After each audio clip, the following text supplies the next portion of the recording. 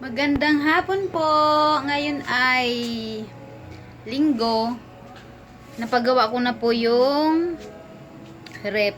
Naayos na po siya. Ayan. Ay, salamat.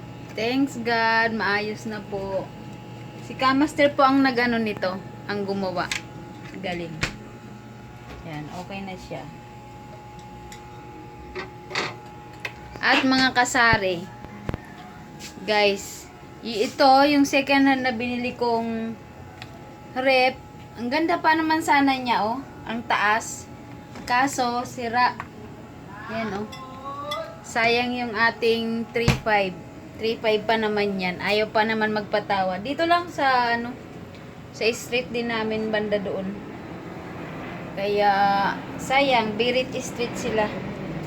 Yan. Maganda sana siya, laki-laki. Kaso, grounded. Kaya tayo mga kasari, wag na tayo bibili ng second hand. Sayang lang ang pera natin. Hindi ko naman alam na ganun. Nasira. Kakahabol na magkaroon ng benta habang pinapaayos yung isang cellphone. Ayan. Napamahal tuloy tayo. Umabot din ng ng 11K ang gastos ko. Kasi una, tiningnan lang, tapos pangalawa sa Hanabishi, tapos si Kamaster na. Kay Kamaster lang talaga ako nagtiwala. Kaya kung magpapagawa kayo ng rep, aircon kay Kamaster, sa rin siya, nagbablog. Galing niyang technician. Napakagaling. Kaya saludo ako sa iyo, Kamaster.